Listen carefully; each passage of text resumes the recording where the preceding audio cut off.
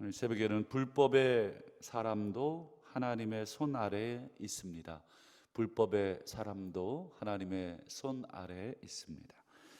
어제 우리는 3절과 4절을 살폈고 오늘 이제 5절, 6절, 7절을 함께 살피겠는데 여러분 지금 2장에서 바울이 종말에 관한 이야기를 계속 하고 있죠. 그 목적이 여러분 중요합니다. 종말에 관한 이야기를 바울이 하는 목적은 종말에 관한 현상들을 세세하게 설명을 해서 그걸 알고 있어라, 이걸 모르면 안 된다, 일단 그 정도의 의미는 아닙니다.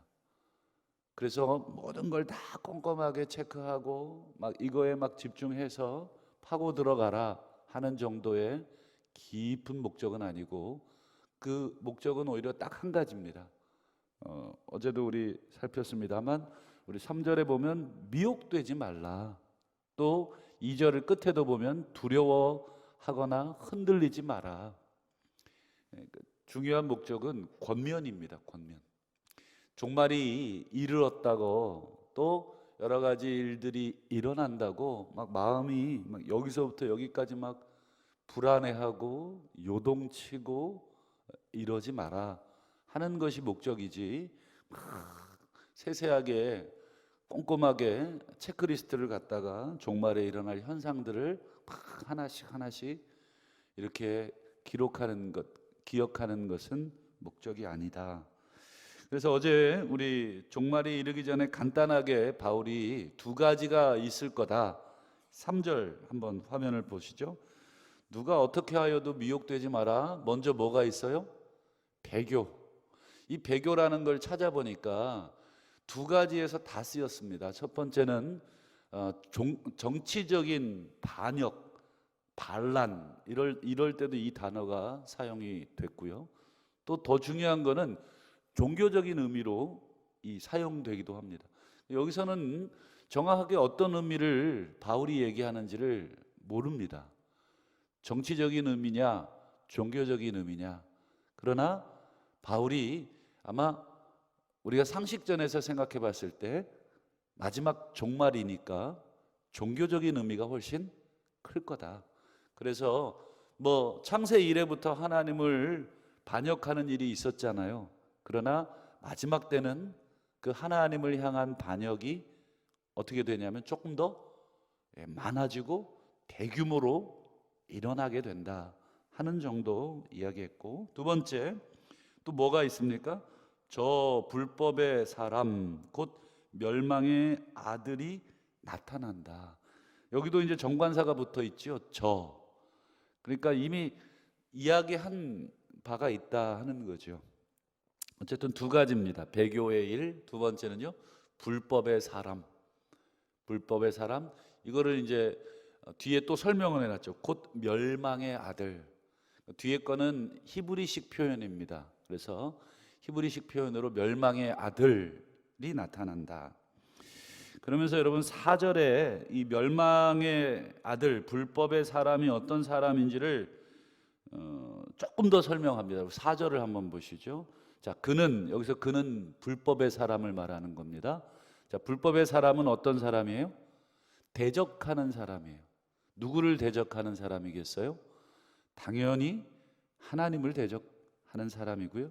또 두 번째, 이 불법의 사람은 어떤 사람이냐면 신이라고 불리는 모든 것과 숭배함을 받는 모든 것. 이게 한마디로 뭐겠어요? 신이라고 불리우는 모든 것, 숭배함을 받는 것. 어떤 종교적 신을 말하겠죠. 뭐 우상이 됐든 뭐가 됐든 다른 사람들에게 신이라고 불리고 또는 경배를 받는 모든 것을 대항한다. 이 무슨 얘기겠어요? 그것들을 다 치워버린다 이런 말이에요. 왜 치워요? 뒤에 보시면 그 위에 누구를 높이고 자기를 높이기 위해서. 앞에 거를 다 치워야 자기가 그 자리에 앉겠죠. 기존에 신이라고 불리던 모든 우상들을 다 제거하고 자기가 그 자리에 앉아서 보시죠. 그 다음 하나님의 성전에 앉아 자기를 뭐라고 내세웁니까? 하나님이라고 내세웁니다. 그러니까 자기를 신성화하는 거죠. 자기를 신으로 모든 기존의 우상들은 다 제거시키고 자기가 신이 되는, 이 불법의 아들, 멸망의 아들이 하는 행동은 하나님을 대적하고 자기를 높여서 신의 자리에 앉힌다. 여러분, 이 4절의 내용이 여러분 구약 어디에 나오는 내용하고 비슷해요? 기억나시나요? 이게 구약에 나오는 내용이에요. 구약 다니엘서에 나오죠. 다니엘서. 우리 다니엘서 11장을 한번 볼까요? 11장 31절. 자, 군대는 그의 편에 서서, 자, 이제부터 중요하면 성소 곧 견고한 곳을 더럽힙니다. 군대, 이게 뭐 이제 정말 말 그대로 군인들의 모임도 되고 어떤 큰 거대한 집단도 되겠는데 성소를 더럽힙니다. 군대가. 그다음 보세요. 매일 드리는 제사를 폐하며, 성소에서 매일 제사가 드려지는데 그거를 못하게 군대가 막아요. 그다음 멸망하게 하는 가증한 것을 세울 것이다. 성소에 멸망하게 하는 가증한 것, 그게 뭐냐? 하나님이 앉아 계셔야 하는 그 성소에 누가 앉게 됩니까? 예, 멸망하게 하는 가증한 것. 이게 다니엘 11장에 나오는 예고예요. 이게 이제 상징적인 표현들이기 때문에 이게 구체적으로 뭐냐? 근데 여러분, 이 다니엘 11장을 누가 인용하신 적이 있나요? 예수님이 인용하신 적이 있죠. 어디서 인용하셨습니까? 마태복음 24장에 마지막 때에 관한 징조를 설명하면서 인용하셨죠. 네, 화면 좀 띄워주세요. 자, 그러므로 너희가 선지자 다니엘이 말한 바, 이게 바로 거기에요. 다니엘 11장을 인용하신 거예요. 뭐라고 인용하셨어요? 멸망에 가증한 것이 거룩한 곳에 선 것을 보거든. 마태복음 24장 25장은 여러분 종말에 일어날 현상에 대한 예수님의 직접적 강화 말씀이잖아요. 그러니까 이거 되게 중요한 거죠. 바울도 사실은 이 예수님의 가르침과 그리고 다니엘의 가르침에 이어져 있는 거잖아요. 그러니까 종말에 관한 내용을 우리가 정확하게 보려면 다니엘 10장, 11장, 12장, 마태복음 24장, 25장, 마가복음 13장을 꼼꼼히 보셔야 합니다. 바울도 여러분 자기의 머릿속에 창작해가지고 지금 전달하고 있는 게 아니겠죠. 바울이 미쳤습니까? 자기의 생각을 마음대로 얘기합니까? 바울은 전부 다 다니엘의 말씀을 풀어주고 있는 거예요.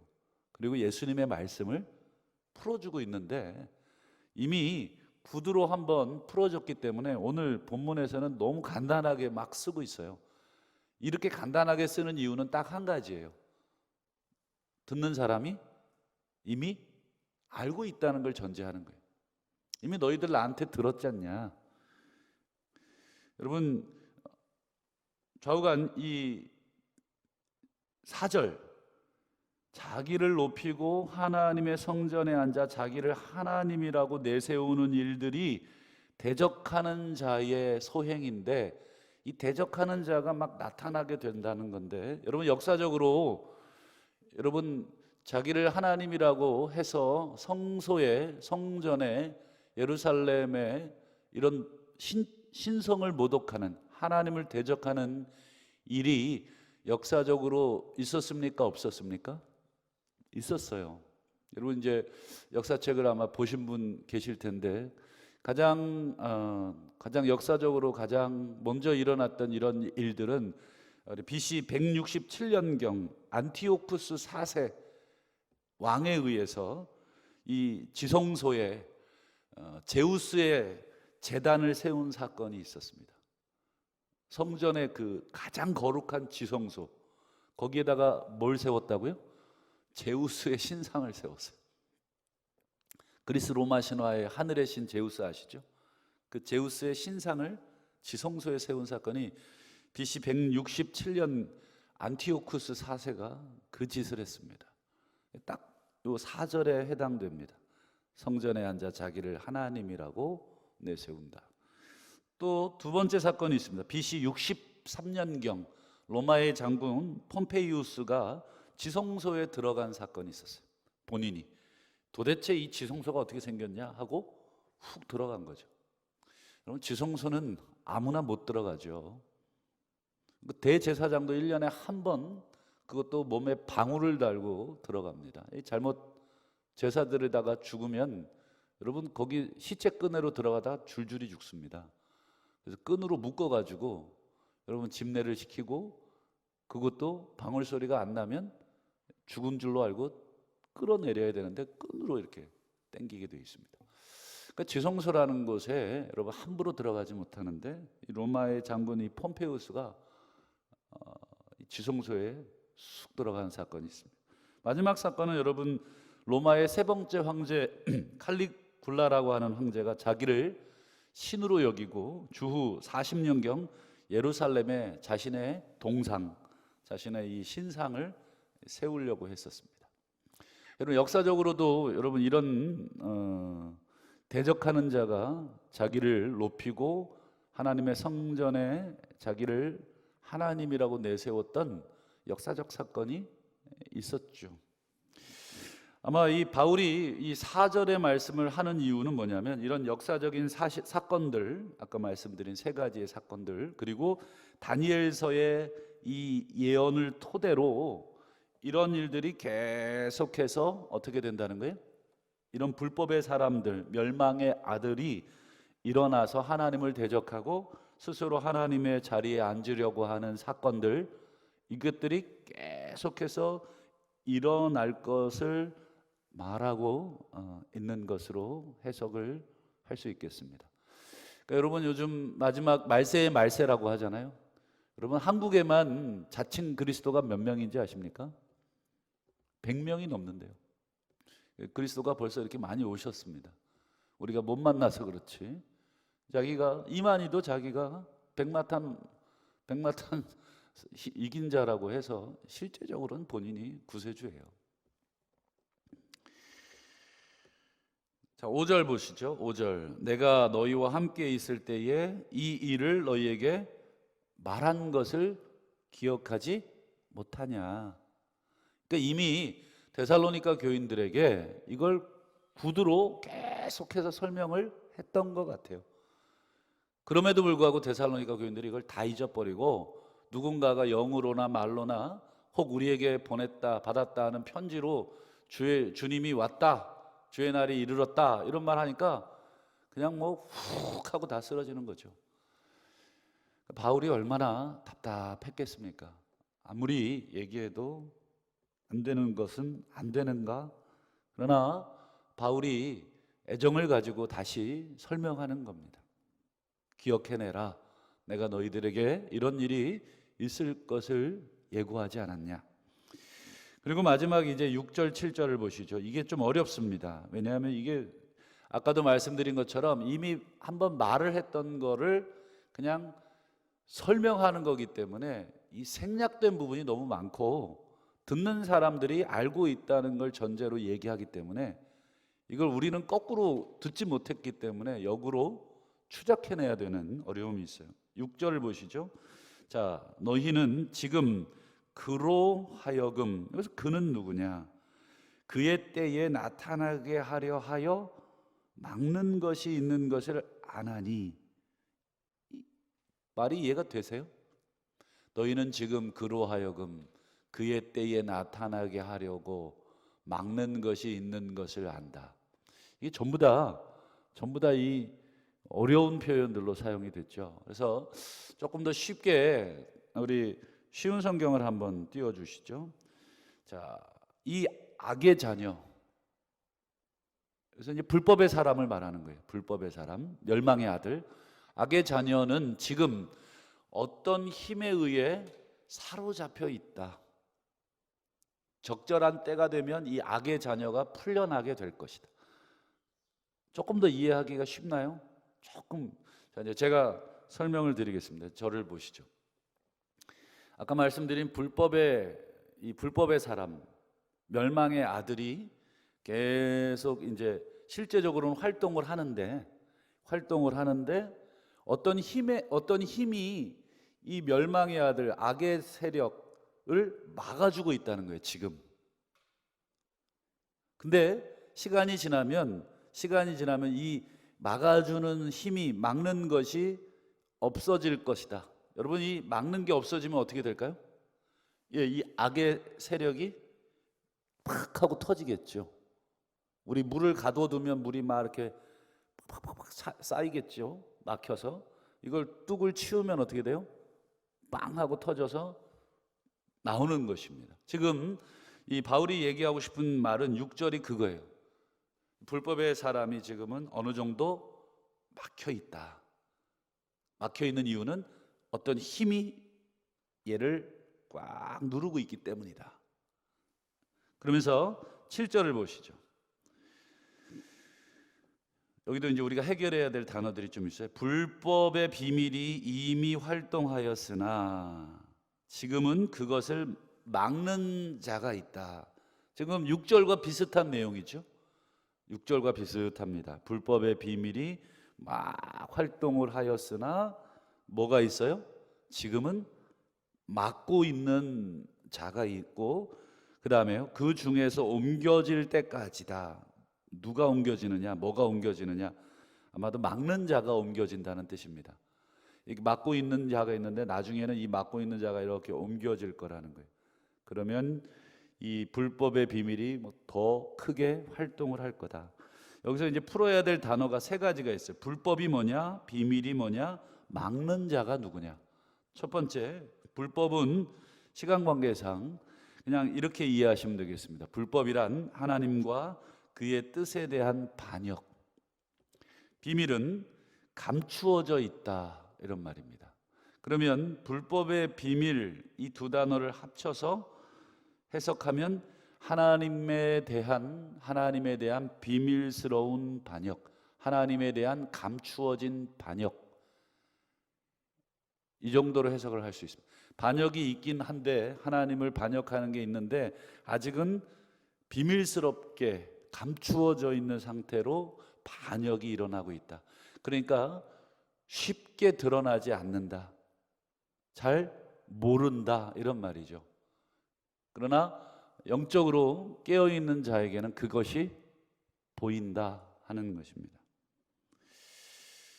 그러면서 7절을 그러면 다시 해석을 해봐 드리겠습니다. 자, 다시 해석하면 하나님에 대한 비밀스러운 반역이 이미 활동하였으나 지금은 그것, 불법의 비밀이죠. 비밀스러운 반역이죠. 그 하나님에 대한 반역을 막아주는 자가 있다. 그럼 막아주는 자는 누구냐? 뭔가가 막아주고 있다는데, 그래서 지금 종말에 불법이 확 퍼지기 전에 지금 막혀 있다는 건데, 이 막아주는 자가 누구냐? 여러분, 아까 말씀드린 다니엘서에 이 표현이 나옵니다. 우리 다니엘서 10장을 한번 보시죠. 10장 21절을 한번 볼까요? 자, 나를 도와서 그들을 대항할 자는 너희의 군주 미가엘 뿐이다. 자, 제가 종말에 대해서 말씀드렸을 때 다니엘 10장, 11장, 12장을 꼭 읽으시라고 말씀드렸고, 그 중에 10장 21절에 보면 누가 나오냐면 미가엘이라고 하는 천사장이 나오는데, 천사장이 뭐 하고 있어요? 그들을 대항해 주고 있어요. 그들은 당연히 문맥을 읽어보시면 알겠습니다만 불법의 사람들을 말하는 거예요. 불법의 사람들이 막 활동하려고 하는데 활동 실제로 하고 있고, 그러나 미가엘이 어떻게 하고 있다는 거예요? 최선을 다해서 막고 있어요. 다니엘서 읽어보면 다니엘이 기도할 때에 하나님이 천사장 미가엘을 보내요. 그런데 미가엘이 바로 못 온다 하는 내용이 나와요. 이유가 나오죠. 왜요? 사탄이 미가엘을 계속 막으니까, 서로 미가엘하고 사탄이 계속 천상에서 격투를 벌이고 겨우 다니엘에게 내려온다는 그 이야기가 나옵니다. 다니엘서에 보면 좌우간 이 미가엘이라는 존재가 지금 악한 자 그들을 대항해 주고 있다. 자, 이것도 공동 번역으로 한번 보시면 이렇게 되어 있습니다. 그들과 대항하는데 지금은 너희의 수호신 미가엘 외에 나를 도우리가 없다. 미가엘이 지금 돕고 있는 존재로 나오고 있습니다. 또 다니엘서 이 12장 1절도 보시죠. 그때에 네 민족을 호위하는 큰 군주 미가엘이 일어날 것이요 또 환란이 있으리라. 여기서도 미가엘이라는 이름이 한 번 더 나오는데 이번에는 미가엘이 어떤 존재로 나옵니까? 호위해 주는 존재. 자, 정리해 보죠. 아까 10장 21절에 미가엘은 대항해 주는 존재로 나왔고 12장에서는 미가엘이 호위해 주는 존재로 나오고 있어요. 그러니까 미가엘의 역할은 두 개예요. 한쪽은 대항, 한쪽은 호위. 그럼 누구를 대항하고 누구를 호위합니까? 그렇죠. 대적자를 대항하고 누구를 호위해요? 하나님의 백성은 호위합니다. 미가엘이 딱 가운데 막아서 적과 하나님의 백성 사이를 지금 막아주고 있다. 근데 이 미가엘의 역할이 한시적이라는 거예요. 이 막는 자가 치워진다는 거예요. 그러면 이 악이 물밀듯 밀고 들어오게 돼서 하나님의 백성이 힘들어지는 상황이 발생을 하게 된다. 자, 어려운 얘기들을 여러분 잘 했지만 바울의 핵심은 간단합니다. 불법의 사람이 하나님을 향한 비밀스러운 반역을 하고 있지만 첫 번째, 천사장 미가엘이 막아주고 있다. 때가 되면 하나님이 이걸 풀어줄 것이다. 즉 불법의 사람을 풀어줄 것이다. 그럼 불법의 사람이 막 성행을 하겠죠. 그러나 이 역시도 하나님께서 처리할 거다. 그게 바로 8절인데 오늘 읽지는 않았습니다. 8절을 마지막으로 보시죠. 그때에 불법한 자가 나타나리니, 그 다음 보세요. 나타났는데 치워졌잖아요. 막아주는 게 치워져서 불법한 자가 나타났는데 그 불법한 자가 엄청나게 힘을 쓰겠죠. 그러나 결과는 어떻게 돼요? 주 예수께서 그의 입의 기운으로 불법한 자를 죽이신다. 또 강립하여 나타나심으로 패하신다. 이게 8절입니다. 결국 최후 승리는 누가? 그렇죠. 주 예수 그리스도가 최후의 승리를 가져온다. 8절 이하는 내일 더 살피기로 하고요. 말씀을 맺겠습니다. 여러분 누누이 강조드리지만 종말의 때와 시기는 누구만이 아셔요? 하나님. 또한 이 종말과 관련된 모든 사건들을 바울이 설명하고 있지만 실제로 이 종말과 관련된 모든 사건들도 누구의 통제 아래에 있다는 거예요? 하나님의 통제 아래에 있다. 그러니 어떻게 하지 말라? 두려워하지 말라. 그래서 바울은 데살로니가 전서 2장 13절 한번 띄워봐 주시면, 주께서 사랑하시는 형제들아, 하나님이 처음부터 너희를 택하셨다. 성령의 거룩하게 하심과 진리를 믿음으로 구원을 받게 하심이다. 그러니 흔들리지 말고, 그러니 집착하지 말고 하루하루 깨어 주님이 주신 그 삶을 기도함으로 깨어 있으면 되고 하나님의 뜻을 잘 순종하고 살면 된다 하는 것이 바울의 권면의 핵심입니다. 오늘도 이 사실 기억하고 다시 한번 하나님께서 우리를 보호하고 계신다. 불법의 여러 모양들이 나타나지만 두려워할 이유가 전혀 없다. 당연한 것이다. 오늘 하루도 이 사실 믿고 승리하시는 저와 여러분 되시기를 주의 이름으로 축원합니다.